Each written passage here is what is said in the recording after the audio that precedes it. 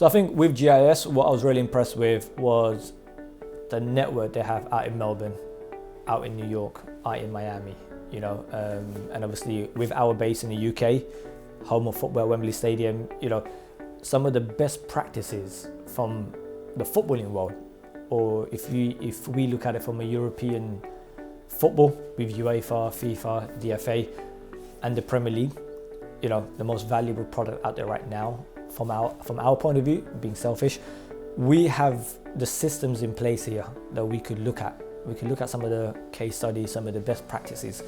Now, we then have to be able to take this or take our stock globally, because there's a lot of people out there who need some of the stuff that we have here. And that's where we come in as students, where if you're able to build your network in Miami, you're able to go out to Melbourne, you know, people will be asking you, okay, how can I bring some of the best practices from Liverpool, Chelsea, Arsenal, you know, how can I bring some of those best practices to Melbourne? We could also, vice versa, look at bringing some of the new innovative things that people are doing in Miami. You know, in US, I've always seen US as the market for sports. They've always understood sports consumerism better than anyone else in the world. You can see just the amount of followers they have in American sports compared to what we have in football. Football has the biggest fan base around the world, but why is it the US is able to monetize that so efficiently? So there's lots of practices that we could learn from the US and bring them over to the UK. And I always say this number one rule for me in football when you're starting off is 50% is based on the environment you're in. That's gonna determine where you end up in the industry.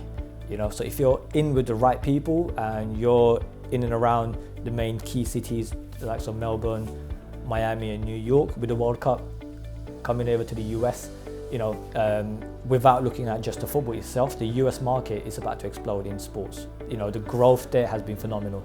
We've got the World Cup coming there, you know, that's a huge indicator of where most of these brands are looking at in sports. There's a massive push for TV rights coming from Apple and Amazon. And they're not looking at just sports. They're not looking at just football.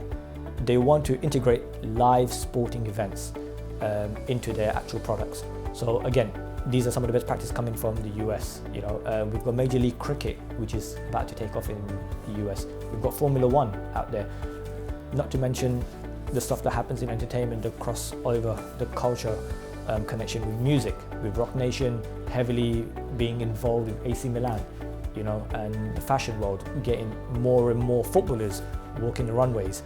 So I think being in and around the right environments is step number one. Step number two is then seeing what stock you have from here that you could take, as a consultant, what can you add value to the guys in US, or vice versa, what can you go out and pick from there and bring it here.